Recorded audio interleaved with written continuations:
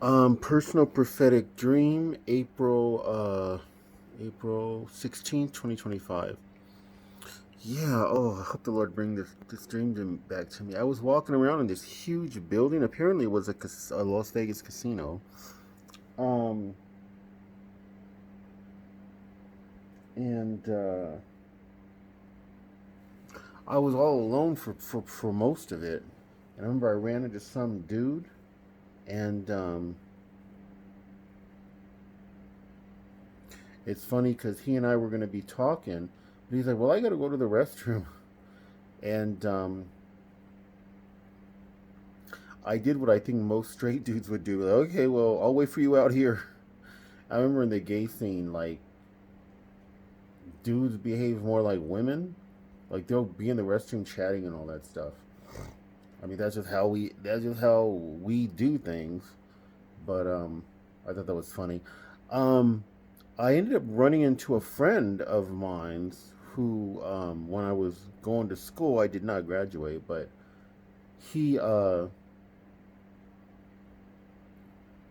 he was gambling. I think he was playing poker. I don't even know what he was playing, but he was playing some card game at a guard table at a in a in a at a card table, and I see him, and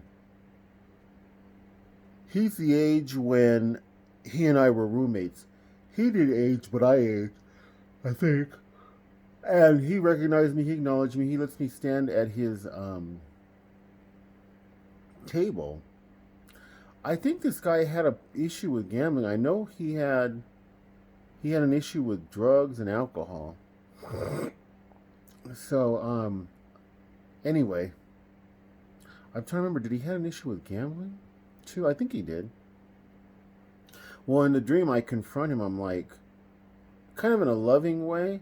I go, what are you doing here? Why are you, why are you gambling? You know you're not supposed to be doing this. And he just like blows me. He's kind of like, he's friendly, but then he's like, well, I don't want, I don't want you to, don't do this. So he plays a couple of hands, and then I end up walking away. And I'm not really sure the whole meaning of this. Particularly me walking around in a really like, at some point it was like, it seemed more like it was a huge mall, and it seemed like it was vacant. But that was a dream, and I'm calling this a prophetic dream. But maybe I'll do a second part if God brings me more of an interpretation. I send my love to all y'all beautiful born again guys. God bless. Pay your tithes and offerings. Get to know the Lord.